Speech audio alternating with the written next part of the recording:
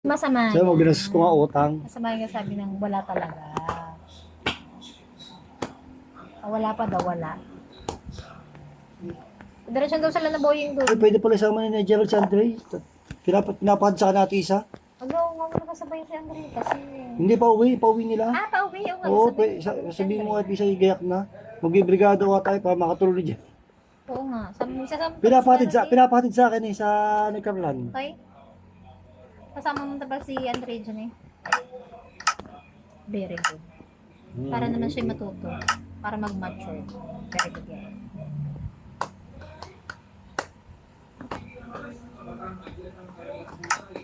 Ano?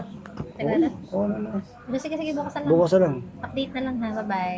Hoy, 8 o'clock ka tayo. Hoy, maaga. Maaga pa tayo maaga. Maghapon lang naman. Bye-bye.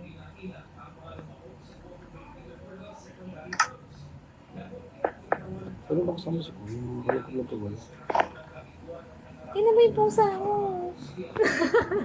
Wala mo ito si Puso. Si Nagkatabi Rina. sa yan isyo. Si Rina ka, nakaganyan. Kasi send mo sa akin.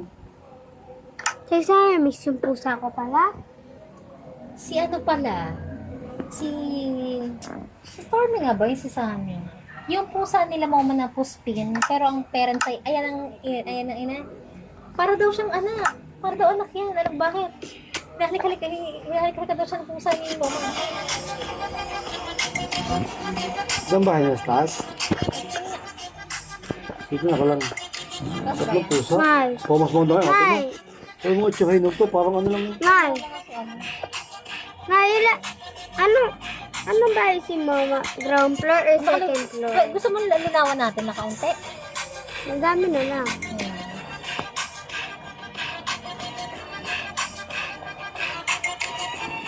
Okay na ba sa one day to? Noong nagamit? Alam. Ito. Yung battery.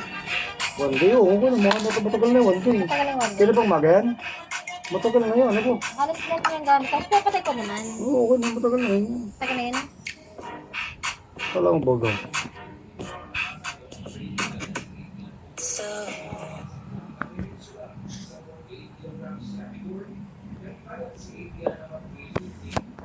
Tingin nga. Dali, may re-reply Sabi ito. mo mga. Teka lang. Binabasa ko lang.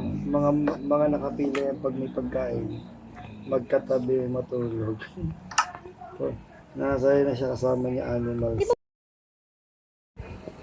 Hindi ko sa ba galing yan. Bago yata kung ako yan. Bago mo. Kasi mukhang mga tsura.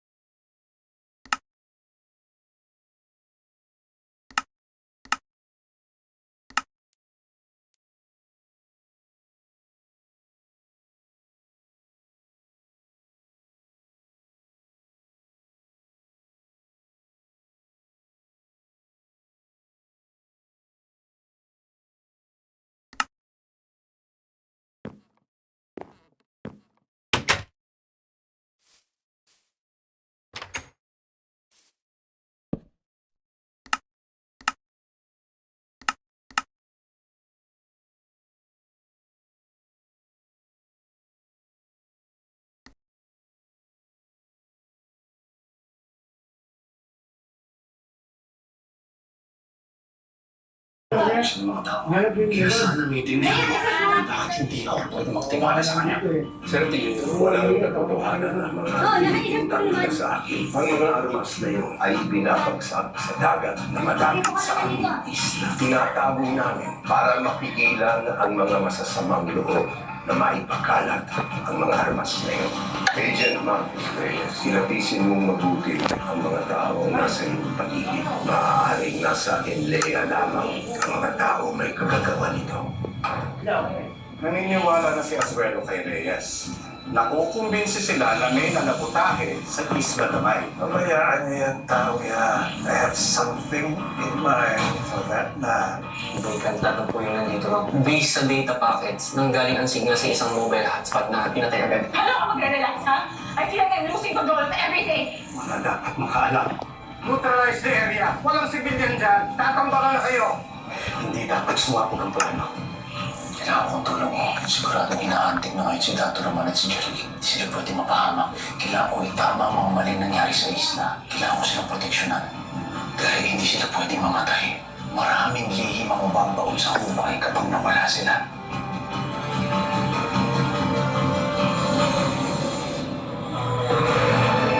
Ba't di mo na ako? Ha? Ha? Bod? Ha? Ito magalit. Ano mangyayari kay Sir Marcos? Yun nga eh. Paano ba natin siya matulungan? Bumabagal ako dito. Bukod sa tulungan siyang malitas ng Ha? problema. Ba't bumabagal ako dito? Lang, bitawan mo. Sir, good evening. Good evening.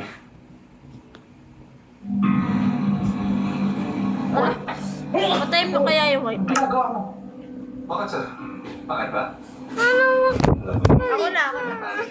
Ito, Na, huwag kang magalit. yung mga masterpieces mo.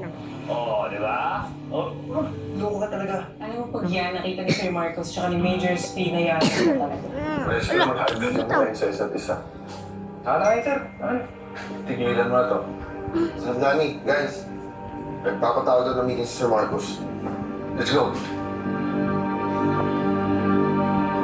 Dahil parating na kayo ng Task Force Alpha, dapat alam ninyo na nasa gitna tayo ngayon ng isang malaking digmaan. Digmaan na wala masyado nakakaalam at hindi lahat nakakaligtas. Sa labang ito, 4 na miyembro na ang namanatili. Nasa forefront Ano ang ba kaya ito yan? Task Force Alpha. Nay! Hindi ko alam. Nay! Nay! Di paano to? Ba't may buka na pakiharang? Ha? Minapindot ka